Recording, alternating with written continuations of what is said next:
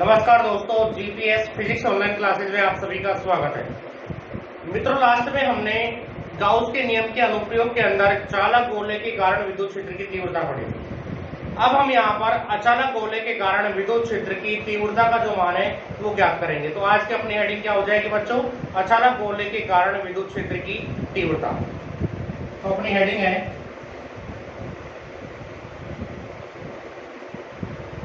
अचालक गोले के कारण विद्युत क्षेत्र। यानी आज हम यहाँ पर अचालक गोले के कारण विद्युत क्षेत्र का मान ज्ञात करेंगे। अचालक गोले के कारण अगर हमको विद्युत क्षेत्र ज्ञात करना है तो इसके लिए हम क्या करते हैं, एक कैपिटल आर त्रिज्या का अचालक गोला लेते हैं और उस अचालक गोले को आपको आवेशित करना है। और जब किसी अचालक गोले को आवेशित किया जाता है तो अचालक गोले को दिया गया जो आवेश होता है उस पूरे अचालक गोले के पूरे आयतन में समान रूप से फैल जाता है। आपको याद रखना है मित्रों कि जब भी हम किसी अचालक गोले को आवेशित करते हैं तो अचालक गोले को दिया गया जो आवेश होता है उसके पूरे आयतन में समान रूप से क्या हो जाता है, फैल जाता है। जबकि चालक गोले में हमने क्या पढ़ा था कि जब भी हम चालक गोले को आवेशित करते हैं तो चालक गोले को जो आवेश दिया जाता है वह आवेश केवल उसकी सतह पर रहता है, जबकि अचालक गोले के अंदर पूरे के अंदर उसके संपूर्ण आयतन में आवेश समान रूप से क्या हो जाएगा, फैल जाएगा। तो इसके लिए हम ये एक अचालक गोला लेते हैं। इस अचालक गोले की जो त्रिज्या है वो कैपिटल आर है, ये इसका केंद्र वो है, और इस अचालक गोले की जो त्रिज्या है वो कितनी है बच्चों, कैपिटल आर है। इसे अगर हम क्यू आवेश देंगे तो इसको दिया गया पूरा का पूरा जो क्यू आवेश है वो इसके संपूर्ण आयतन में समान रूप से फैल जाएगा। तो हमने इसको क्यू आवेश दिया प्लस क्यू आवेश, तो इसको दिया गया पूरा का पूरा जो आवेश होगा वो इसके अंदर समान रूप से फैल जाएगा, यानी इसके पूरे आयतन में समान रूप से वितरित होगा। अगर ये अचालक गोले के स्थान पर यदि चालक गोला होता तो आवेश केवल इसकी सतह पर रहता, लेकिन ये गोला कैसा है मित्रों, अचालक गोला है, इसलिए इसको दिया गया पूरा पूरा आवेश इसके पूरे आयतन में समान रूप से फैलता है। अब यहाँ पर हमको यहाँ हमने इसको जो आवेश दिया है वो है क्यू आवेश इसके पूरे आयतन में समान रूप से फैल गया। अब इस अचालक गोले के लिए जैसे हमने चालक गोले में पढ़ा था कि चालक गोले के बाहर, चालक गोले की सतह पर और चालक गोले के अंदर विद्युत क्षेत्र ज्ञात किया था, ठीक इसी प्रकार इस अचालक गोले के लिए भी हम बाहर, सतह पर और अंदर तीनों ही स्थितियों में विद्युत क्षेत्र का जो मान है वो हम ज्ञात करेंगे। तो सबसे पहले ये कैपिटल आर त्रिज्या का अपने पास एक अचालक गोला है, इसको क्यू आवेश दिया तो पूरा का पूरा क्यू आवेश इसके पूरे आयतन में बराबर रूप से फैल गया, यानी समान रूप से वितरित हो गया है। अब इस अचालक गोले के बाहर अगर किसी बिंदु पर, मान लेते हैं यहाँ पर अचालक गोले के बाहर कोई बिंदु P है, इस बिंदु P पर अगर आप विद्युत क्षेत्र ज्ञात करोगे तो यहाँ से और इस बिंदु P की जो दूरी है उसे हम r मानते हैं, स्मॉल r। तो r का जो मान होगा वो इस कैपिटल R से कैसा होगा मित्रों, ज्यादा हो जाएगा। तो यहाँ पर गाउस का नियम कब लगेगा, जब हम एक बंद पृष्ठ की कल्पना करेंगे तो इस स्मॉल r त्रिज्या के एक गोलाकार गाउसीय पृष्ठ की हम क्या कर देते हैं, कल्पना कर लेते हैं। तो हमने एक स्मॉल r त्रिज्या का एक गोलाकार गाउसीय पृष्ठ ये ले लिया है, ये अपना क्या हो जाएगा, गाउसीय पृष्ठ। सेम पिछले टॉपिक की तरह है, केवल चालक गोले की सतह पर आवेश था तो हमने आवेश सतह पर किया था, इसमें अचालक गोला है तो इसके पूरे आयतन में आवेश होता है तो आवेश इसके अंदर आ गया। तो सबसे पहले हम क्या नोट करेंगे कि हमारे पास माना कोई कैपिटल आर त्रिज्या का अचालक गोला है, इस अचालक गोले को हमने क्यू आवेश दिया है, तो इस पर जो क्यू आवेश है इसके अंदर समान रूप से फैल गया है, तो इसका आयतन आवेश घनत्व ज्ञात करेंगे। ठीक है, तो आपको नोट करना है, माना कोई कैपिटल आर त्रिज्या का अचालक गोला है जिसका आयतन आवेश घनत्व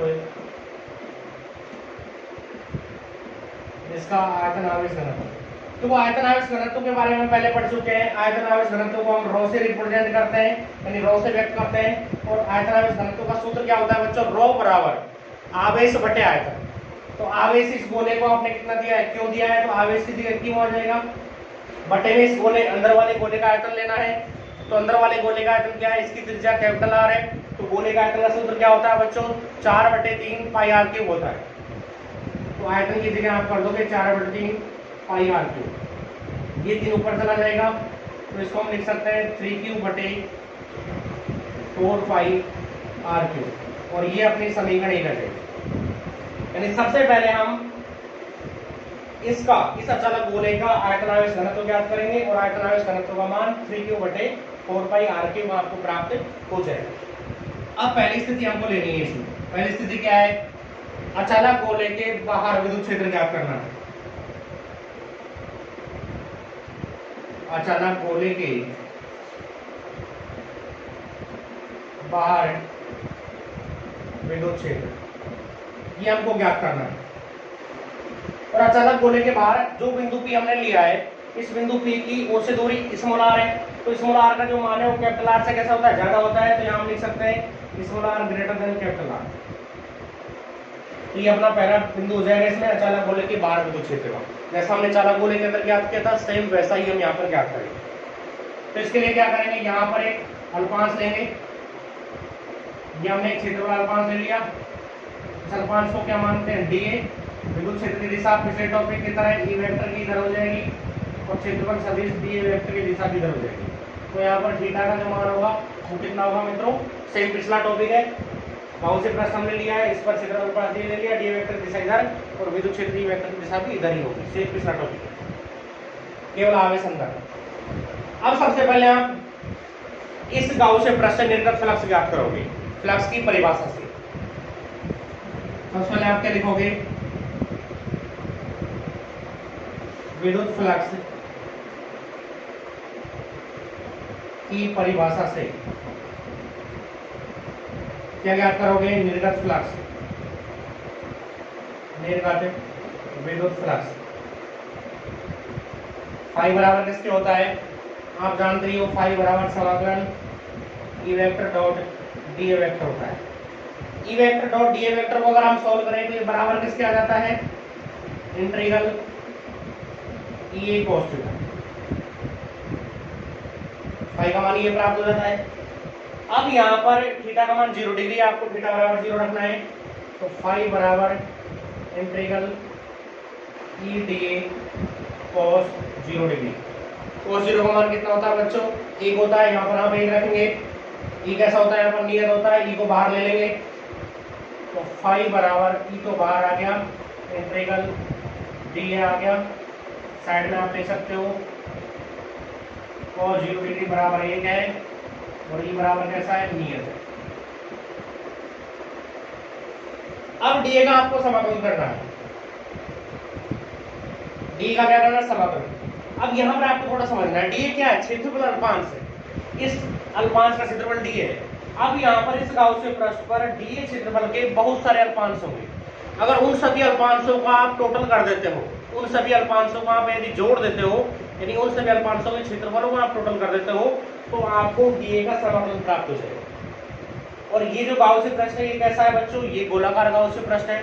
तो स्मॉल r त्रिज्या के इस गोलाकार गाउसियन पृष्ठ का अगर आप क्षेत्रफल ज्ञात करोगे तो इसका जो कुल क्षेत्रफल आएगा वो 4 पाई r स्क्वायर आएगा।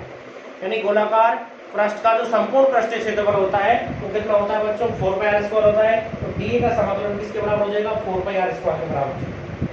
तो फाई बराबर की बाहर आ गया, ये 4 पाई r स्क्वायर हो गया। ये समीकरण पहले ही आई है तो ये समीकरण आ जाएगी 2। और 4 पाई r स्क्वायर किसका मान है, समाकलन ऑफ dA का मान है। इंटीग्रल ऑफ dA का जो मान है वो यहाँ पर 4 पाई r स्क्वायर है। इसे पिछला प्रोसेस है। ये समीकरण दोनों ने ज्ञात कर दी। अब इसके बाद में हम गाउस के नियम से निर्गत फ्लक्स ज्ञात करेंगे। मैं इसको साफ कर देता हूं, आप इसे नोट कीजिए, ठीक है। अब हमको गाउस के नियम से निर्गत फ्लक्स ज्ञात करना है। गाउस के नियम से विद्युत फ्लक्स फाई बराबर किसके होता है, समेशन Q बटे एप्सिलॉन नॉट होता है। अब इस ये जो Q आवेश है इस अचालक गोले के अंदर है, लेकिन इस गाउसियन पृष्ठ के अंदर, पूरे गाउसियन पृष्ठ के अंदर ये अचालक गोला रखा हुआ है। तो ये पूरा का पूरा जो आवेश होगा ये गाउसियन पृष्ठ के अंदर ही होगा। तो इस गाउसियन पृष्ठ के अंदर सिग्मा क्यू का जो मान होगा मित्रों वो क्यू के बराबर हो जाएगा। तो फाई बराबर क्यू बटे एप्सिलॉन नॉट हो जाएगा। ये समीकरण 2 आ जाएगा। यहाँ पर समीकरण क्यू का मान क्या है, क्यू के बराबर। ठीक है, अब आगे क्या करना है, समीकरण 1 और 2 की तुलना करनी है। समीकरण 1 में समीकरण 2 की तुलना करने पर लिख दो, चाहे आप लिख सकते हो कि समीकरण 1 से फाई का मान समीकरण 2 में रखने पर। अगर आप यहाँ पर दोनों की तुलना करते हो तो एलएचएस बराबर है तो आरएचएस बराबर होंगे। तो समीकरण 1 का आरएचएस है E into 4 pi r square बराबर क्यू बटे एप्सिलॉन नॉट। तुलना किया तो ये समीकरण आ गई। आपको मान ए का ज्ञात करना है, इस 4 पाई आर स्क्वायर को नीचे ले जाओ तो ई बराबर क्यू बटे 4 pi r square epsilon not ये माना जाएगा। यानी ई का आपके पास मान ये आपको प्राप्त हो जाएगा। इस एप्सिलॉन नॉट को आप यहाँ ले आओ 4 पाई और आर स्क्वायर के बीच में। तो ई बराबर क्यू बटे 4 pi epsilon naught r square. ये समीकरण 3 आपको यहाँ पर प्राप्त हो जाएगी। सॉरी, ये समीकरण 3 थी। समीकरण 2 और 3 की हमने तुलना की थी और ये समीकरण आपको 4 प्राप्त हो। अब ये विद्युत क्षेत्र कहाँ है, ये अचानक गोले के बाहर विद्युत क्षेत्र है। तो यहाँ आप लिख दोगे बाहर। अचानक गोले के बाहर विद्युत क्षेत्र क्यू बटे 4 pi epsilon naught r square प्राप्त होता है।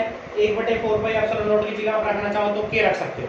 ठीक है, अब यहाँ से अगर समीकरण 1 से क्यू का मान ज्ञात करें, इसको यदि और आगे सॉल्व करना चाहे तो समीकरण 1 से क्यू का मान यहाँ रख सकते हैं। समीकरण 1 से क्यू का मान रखने पर, अगर आप यहाँ पर समीकरण 1 से क्यू का मान रखते हो, पहले मान देखो क्यू का क्या होगा। रो बराबर होता है 3q समीकरण 1 में बटे 4 पाई आर क्यू। ये रो का मान है। समीकरण 1 में रो का मान ही है, आप ऊपर लिख चुके हो समीकरण 1, उसमें रो बराबर है 3q बटे 4 पाई आर क्यू। यहाँ से आपको क्यू का मान ज्ञात करना है। तो यहाँ से क्यू बराबर क्या आएगा, 4 पाई आर क्यूब रो बटे 3।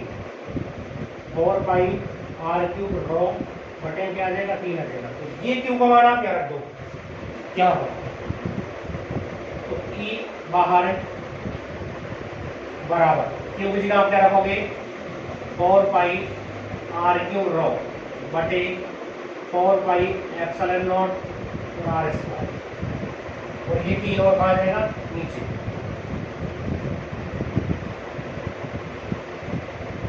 क्यू का ये वाला मान 4 पाई आर क्यूब रो बटे 3 ये रख दिया। 4 पाई आर क्यूब रो बटे 3 आ गया। 4 pi epsilon naught r square, 4 pi से 4 पाई कट जाएगा। ठीक है, 4 पाई से 4 पाई यहाँ पर कट जाएगा और कुछ कट जाएगा, कुछ नहीं कटा। तो यहाँ पर ई आउट का जो मान है, देखो अगर के का मान नहीं रखोगे तो यहाँ पर मान कट जाएंगे। अगर आपने के का मान रख दिया होगा तो यहाँ पर मान नहीं कटेंगे। ई आउट की जो वैल्यू होगी वो क्या प्राप्त हो जाएगी, रो आर क्यूब बटे 3 एप्सिलॉन नॉट आर स्क्वायर। ये समीकरण 5 हमको प्राप्त हो जाएगा। यानी बाहर विद्युत क्षेत्र का जो मान है वो ये वाला मान आपको प्राप्त हो जाएगा। तो इस तरह से हम अचानक गोले के बाहर विद्युत क्षेत्र का जो मान है वो ज्ञात कर सकते हैं। नोट कीजिए इसे। इसके बाद में हम अचानक गोले की सतह पर विद्युत क्षेत्र ज्ञात करेंगे। सेकंड केस में अचानक गोले की सतह पर विद्युत क्षेत्र, सतह पर स्मॉल आर का मान, देखो सतह पर आप विद्युत क्षेत्र ज्ञात करोगे तो इस सतह पर यहाँ पर कोई बिंदु पी लोगे तो स्मॉल आर का जो मान होगा वो कैपिटल आर के बराबर हो जाएगा। स्मॉल आर बराबर हो जाएगा कैपिटल आर। ठीक है, तो सतह पर विद्युत क्षेत्र का मान ज्ञात करने के लिए जो समीकरण 5 अपने पास आई थी उस समीकरण 5 के अंदर आप आर की जगह कैपिटल आर रखें। यानी सतह पर जब आप विद्युत क्षेत्र ज्ञात करोगे तो समीकरण 5 में आर के स्थान पर आपको कैपिटल आर रखना है। समीकरण 5 में, चाहे समीकरण 5 में रख देना, चाहे उससे पहले की जो समीकरण आई थी, यानी क्यू का मान रखने से पहले जो समीकरण आई थी उसमें भी आप रख सकते हो। उससे पहले के समीकरण में रखो पहले ई सतह बराबर, वो समीकरण क्या थी देखो, ई आउट बराबर क्या था, ई बाहर बराबर था के क्यू बटे आर स्क्वायर। के का मान हमने हालांकि रखा नहीं था, तो 1/4 पाई एप्सिलॉन नॉट क्यू बटे आर स्क्वायर, ये मान था बाहर। अब इसमें आर बराबर कैपिटल आर रख दो, इस समीकरण में आर बराबर कैपिटल आर रखो तो क्या मान आएगा, ई सतह मान हो जाएगा 1/4 पाई एप्सिलॉन नॉट क्यू बटे कैपिटल आर स्क्वायर। एक तो सतह पर ये मान प्राप्त हो जाएगा आपको, एक तो सतह पर आपको ये वाला मान प्राप्त हो जाएगा। अगर समीकरण 5 में रखते हो तो वो दूसरा मान प्राप्त हो जाएगा, या फिर यहाँ पर आप क्यू का जो मान है वो समीकरण 1 से क्यू का मान निकाल करके क्यू को रख दो, या दोनों तरीके से याद कर सकते हो। समीकरण 5 में आर बराबर कैपिटल आर रखने पर, समीकरण 5 क्या है, ई बराबर क्या था 1/3 रॉ आर क्यूब बटे एप्सिलॉन नॉट आर स्क्वायर। मेरे हिसाब से समीकरण 5 ही होगी और आप देख लेना, ठीक है। 1/3 रॉ आर क्यूब बटे एप्सिलॉन नॉट आर स्क्वायर, ये समीकरण 5 है। इसमें इस आर की जगह आप क्या रखोगे, कैपिटल आर, ई सतह। मेरे पास समीकरण 5 नहीं है इसलिए, और मेरे समीकरण 5 मुझे थोड़ा बहुत याद है इसलिए मैं ये रख रहा हूँ, शायद यही हो सकती है, अगर कुछ और हो तो आप और रख देना, उसमें इस वाला रख देंगे कैपिटल आर रख देना। 1/3 रॉ आर क्यूब बटे एप्सिलॉन नॉट और कैपिटल आर। एक आर से एक आर कटेगा, 2 आर है, ऊपर 3 आर है, आर की घात 3 है, ऊपर 1 बच जाएगा, कट जाएंगे। 1/3 रॉ आर बटे एप्सिलॉन नॉट, यानी सतह पर ये वाला मान आपको प्राप्त हो जाएगा, ठीक है। फिर आपको इसके अंदर विद्युत क्षेत्र का जो मान है वो आपको ज्ञात करना है, यानी इसके अंदर जो विद्युत क्षेत्र होगा वो आप क्या करोगे, वो आप ज्ञात करोगे। तो हम तीसरा बिंदु लेते हैं, इसे नोट कीजिए।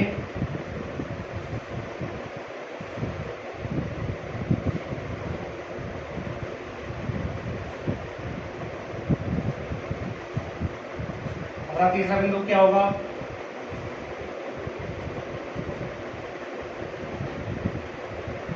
अचालक गोले के अंदर विद्युत क्षेत्र। अब अंदर लेना है आपको, तो यदि आप अंदर विद्युत क्षेत्र ज्ञात करोगे तो ये आपके पास अचालक गोला है,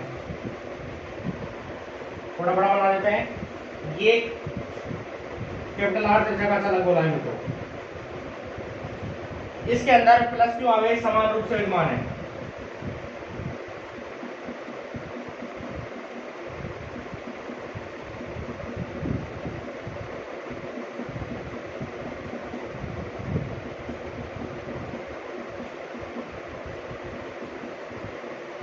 अब ये हमारे पास अचालक गोला है। अब इसके अंदर हम यहां पर कोई बिंदु पी ले रहे हैं, यानी यहां पर हमने कोई बिंदु पी ले लिया। इस बिंदु पी पर यहां से और यहां तक इस बिंदु पी की जो दूरी है वो कितनी है, स्मॉल आर है।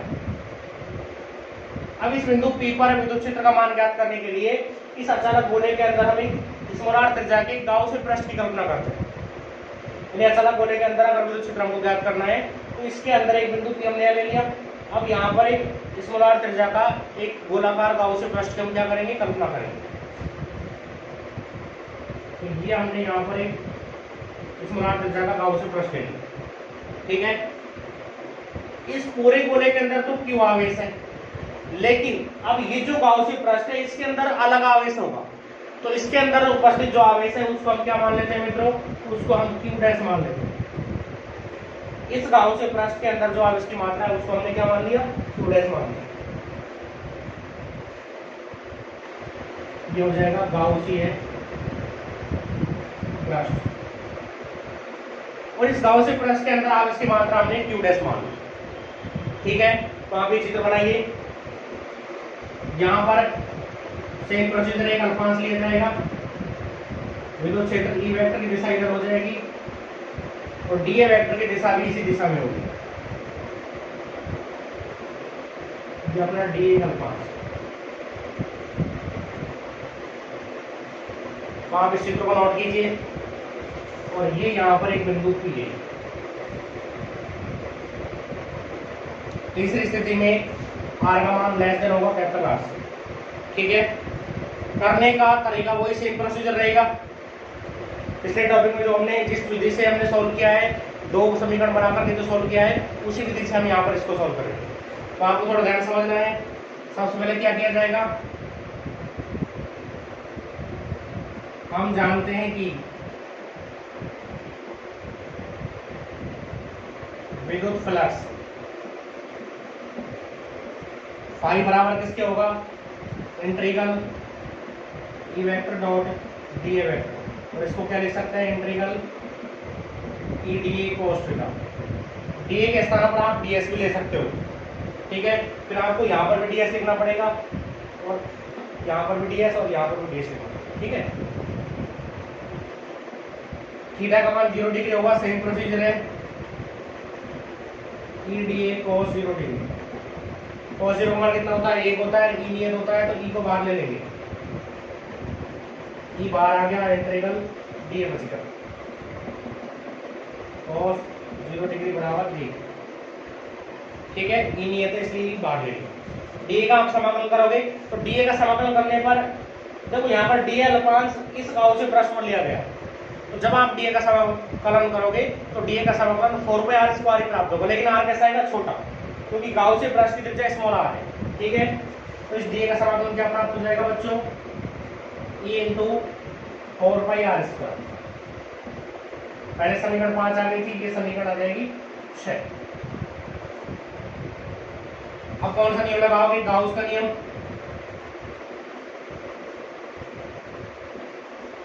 गाउस के नियम से, तो गाउस का नियम क्या होता है, फाई बराबर समीशन क्यू बटे एप्सिलॉन नॉट होता है। अब यहाँ पर आपको ये देखना है कि ये जो गाउसी पृष्ठ है, इस गाउसी पृष्ठ के अंदर आवेश हमने कितना माना है, q डैश माना है, तो समीशन q के स्थान पर आपको q डैश रखना है। ये जो गाउसी पृष्ठ है, इस केवल इस गाउसी पृष्ठ के अंदर q डैश आवेश, जबकि इस पूरे अचालक गोले के अंदर तो q आवेश है, लेकिन ये जो गाउसी पृष्ठ अंदर छोटा जो पृष्ठ है, इसके अंदर q डैश आवेश माना है। यहाँ से हो जाएगा फाई बराबर q डैश बटे एप्सिलॉन नॉट, और ये आ जाएगा समीकरण 7। लिख देंगे क्योंकि समीकरण q बराबर है q डैश, ये हमने यहाँ पर लिख दिया। ठीक है, समीकरण 6 और 7 की आप तुलना कर दो, सेम प्रोसीजर है। तो पहले क्या वही करना है, इसे साथ साथ नोट कर लेना, ऐसा कैसा आएगा,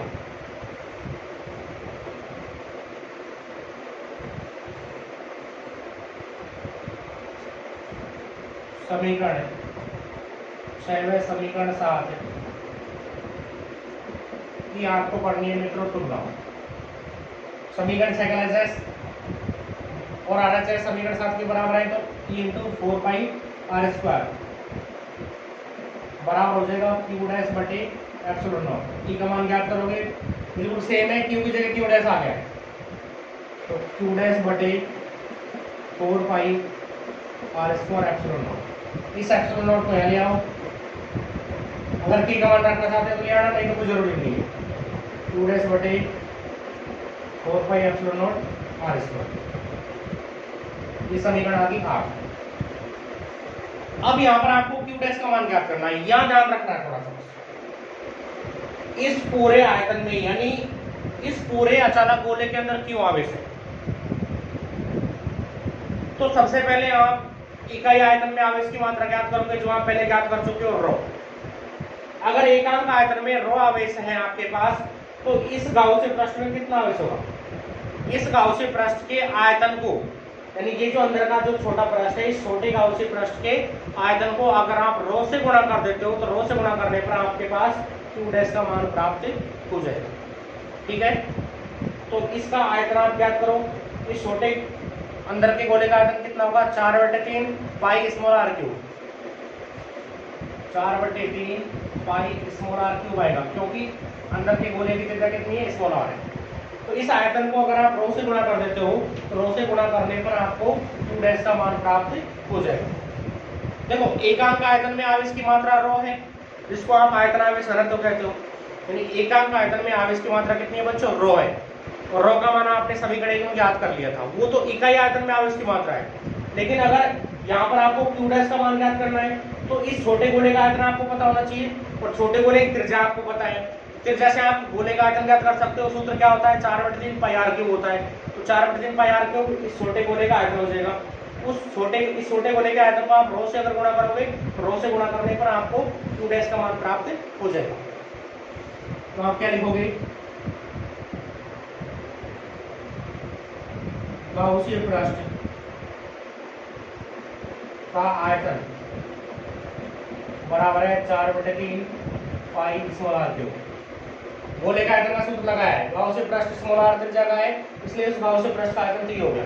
इकाई आयतन में आवेश की मात्रा रो है, तो यहाँ पर इस गाउसीय पृष्ठ के अंदर आवेश की मात्रा यानी q डैश, उसका मान आप ज्ञात कर दोगे। इसमें आवेश की मात्रा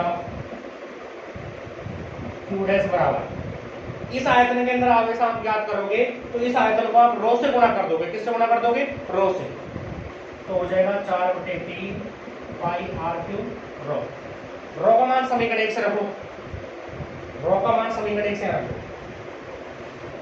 ठीक है, इकाई आयतन में रो आवेश है, इकाई आयतन के अंदर आवेश की मात्रा कितनी है, रो है। तो आप यहाँ पर रो की जो वैल्यू है वो समीकरण 1 से रखो। तो q डैश बराबर 4/3 पाई आर क्यूब गुणा, वहां पर रो का मान क्या था, q/4/3 pi capital R cube. 4/3 से 4/3 कट गया, पाई से पाई कट गया, तो q डैश का जो मान है वो प्राप्त होगा, वो क्या हो जाएगा, q स्मॉल आर क्यूब बटे कैपिटल आर क्यूब।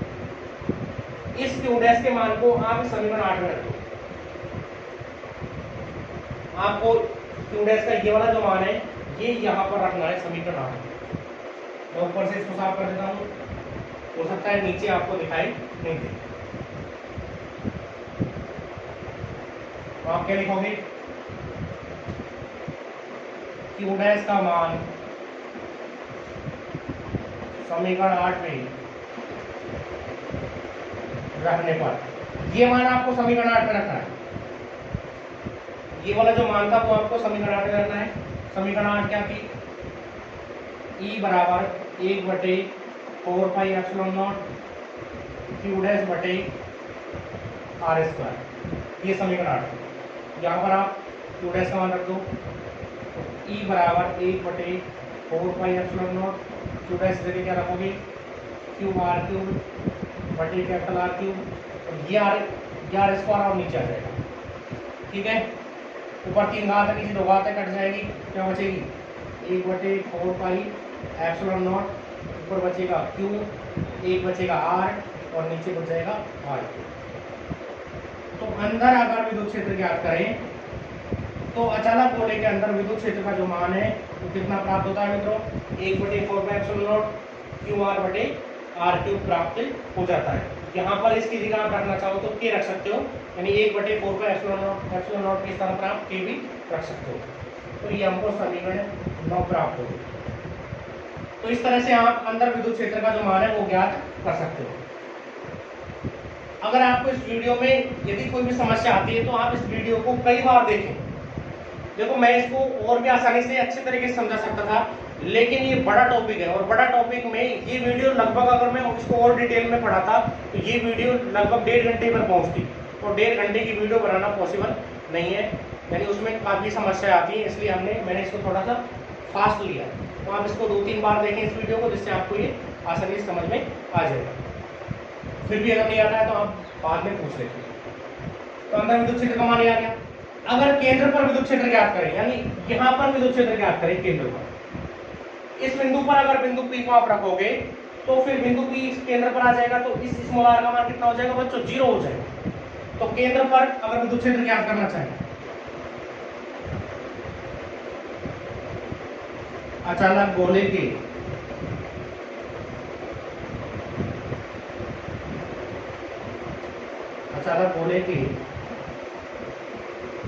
केंद्र पर विद्युत क्षेत्र, इसके लिए r बराबर क्या हो जाएगा, 0।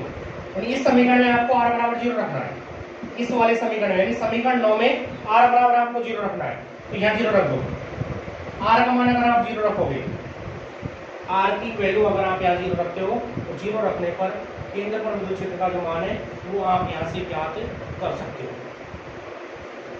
यानी r का मान आप यहाँ पर 0 रख दोगे, तो r का मान 0 रखने पर आपको यहाँ से केंद्र पर विद्युत क्षेत्र 0 प्राप्त हो जाएगा। तो E केंद्र बराबर 1/4 पाई एप्सिलॉन नॉट Q × 0 आएगा बटे R। तो कितना प्राप्त हो जाएगा बच्चों, 0 प्राप्त हो जाएगा। तो केंद्र पर विद्युत क्षेत्र कितना होता है, चलो गोले के अंदर 0 होता है, बाकी उसके अंदर अलग अलग जगहों पर विद्युत क्षेत्र का मान अलग अलग प्राप्त होगा। तो ये हमने यहाँ पर इसके लिए विद्युत क्षेत्र ज्ञात की है। अब हमको इसका आरेख बनाना है। अलग अलग स्थानों पर विद्युत क्षेत्र हमारे लिए अलग अलग प्राप्त हुए। तो विद्युत क्षेत्र वह दूरी में आरेख आपको ध्यान से समझना है। इधर हमने विद्युत क्षेत्र ही ले लिया, ये मूल बिंदु हो गया, और इधर हमने दूरी r ले ली। आरेख को आप थोड़ा ध्यान से समझिए। जब भी चालक गोला हो चाहे अचालक गोला हो, यानी जब भी गोले की बात की जाती है तो गोले की सतह r बराबर कैपिटल R होती है। तो आप इस प्रकार से यहाँ पर एक रेखा खींचिए, यानी यहाँ पर आपको इस प्रकार से रेखा खींचनी, डॉटेड लाइन। इस रेखा पर r का जो मान होगा वो कैपिटल R के बराबर होगा। यानी ये गोले की क्या होगी बच्चों, सतह होगी। ये हमने गोले की सतह मानी। गोले के बाहर विद्युत क्षेत्र जो होता है वो होता है KQ/r²। यानी r का मान बढ़ने पर विद्युत क्षेत्र का मान घटता है। इस सतह से इधर की तरफ हम जाएंगे तो दूरी बढ़ेगी, यानी r का जो मान है वो कैपिटल R से कैसा होगा, फिर ज्यादा। यानी ये तो बाहर हो गया, इस सतह से इधर तो बाहर के लिए विद्युत क्षेत्र को व्यक्त करेगी, और इस सतह से इधर की तरफ जो यहाँ पर जो स्थिति होगी वो अचानक गोले के अंदर की स्थिति होगी। अंदर r का जो मान है वो कैपिटल R से कैसा होता है बच्चों, कम होता है, इसलिए यहाँ पर r less than capital R रख दिया। r बराबर r, ये सतह हो गई और ये बाहर हो गई। बाहर विद्युत क्षेत्र r के वर्ग के कैसा होता है, व्युत्क्रमणुपाती। तो बाहर वाला जो आरेख होगा वो तो इस प्रकार से आपको प्राप्त हो जाएगा। E बाहर, ये r के इसको r के कैसा होता है, व्युत्क्रमणुपाती होता है, और आप जानते हैं व्युत्क्रमणुपाती वाला आरेख इस प्रकार से प्राप्त होता है। तो ये इधर का आरेख तो सेम पिछला वाला आरेख। अब आपको अंदर वाला आरेख देखना है। अंदर विद्युत क्षेत्र आपने ये क्या किया है, ये अंदर विद्युत क्षेत्र है, ये नियतांक है, ये कैपिटल R है, ये त्रिज्या नियति रहेगी। अचानक गोले की त्रिज्या 5 सेंटीमीटर 10 सेंटीमीटर जो भी है वो फिक्स रहेगी, तो इसका तो यहाँ पर ज्यादा रोल है नहीं। यानी ये तो नियत रहेगी, तो ये नियतांक आएगा। मान लो 10 सेंटीमीटर का क्यू करोगे तो नियत राशि आएगी। क्यू का मान आपको पता ही होगा, 5 कूलम में 10 कूलम में जो भी आवेश अचानक गोले के अंदर वो आपको पता होगा। तो अंदर विद्युत क्षेत्र का जो मान है वो इस R के कैसा होगा, समानुपाती। तो अंदर विद्युत क्षेत्र यानी E अंदर समानुपाती होगा स्मॉल r के। 1/4 E के है, ये नियत है, R नियत है, Q नियत है, तो अंदर विद्युत क्षेत्र R के कैसा होगा, समानुपाती। और समानुपाती वाला आरेख कैसा आता है बच्चों, सीधी रेखा, यानी अंदर विद्युत क्षेत्र सीधी रेखा में प्राप्त होगा। केंद्र पर आप विद्युत क्षेत्र ज्ञात कर चुके हो, कितना आया था, 0। तो यहाँ 0 होगा, और सतह पर विद्युत क्षेत्र अधिकतम होता है, तो आप अंदर के लिए ये सीधी रेखा खींचोगे। अंदर के लिए रेखा सीधी आ जाएगी, और बाहर के लिए रेखा इस प्रकार से आपको प्राप्त हो जाएगी। तो आप विद्युत क्षेत्र और दूरी के साथ में विद्युत क्षेत्र का आरेख इस प्रकार से बना सकते हो। ठीक है, ये सतह हो गई। सतह पर कितना होता है, KQ/R²। ये बाहर हो गया, और ये E अंदर हो गया। यहाँ आर के समानुपाती होता है, यहाँ आर के वर्ग के व्युत्क्रमानुपाती होता है और सत्य परिसीमा होता है। ठीक है, तो अगर आपको हमारी वीडियो पसंद आई है तो आप इसे लाइक करें और साथ में हमारे चैनल को सब्सक्राइब करें। धन्यवाद।